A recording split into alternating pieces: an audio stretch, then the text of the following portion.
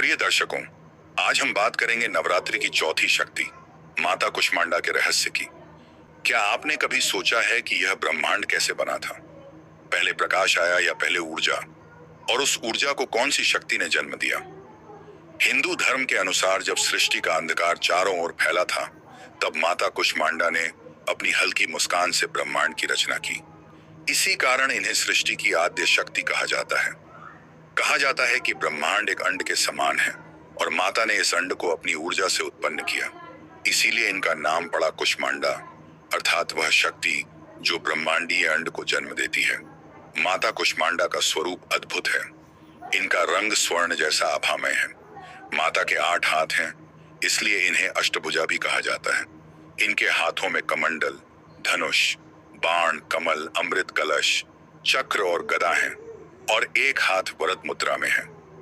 माता का वाहन सिंह है, जो वीरता और शक्ति का प्रतीक है।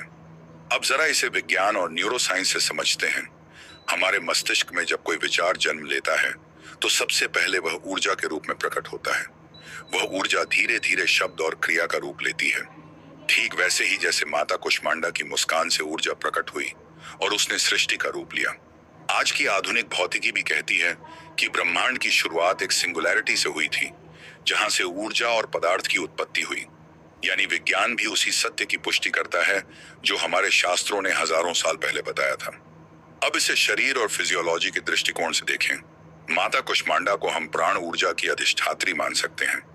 जब हम गहरी सांस लेते हैं तो हमारे भीतर ऑक्सीजन जाती है और कोशिकाओं में ऊर्जा उत्पन्न करती है। यही ऊर्जा जीवन को चलाती है। माता कुष्मांडा उस मूल ऊर्जा का प्रतीक है जो हर जीव को जीवित रखती है।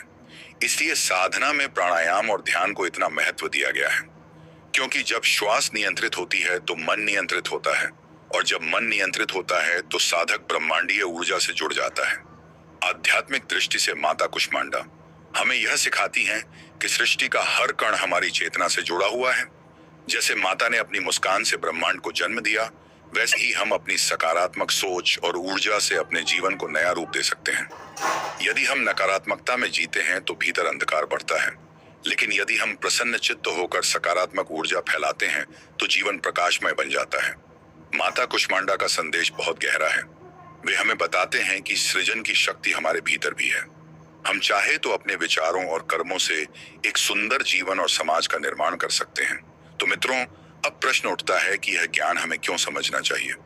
क्योंकि जब हम माता कुष्मांडा की साधना करते हैं तो हम अपनी आंतरिक ऊर्जा को जागृत करते हैं। यह ऊर्जा हमारे डर को मिटाती है, हमारे मन को स्थिर करती है और हमें आध्यात्मिक मार्ग पर आगे बढ़ाती है। यानी यह साधना सिर्फ धार्मिक नहीं, बल्कि वैज्ञानिक और मनोवैज्ञानिक दृष्टि से भी गहरी है।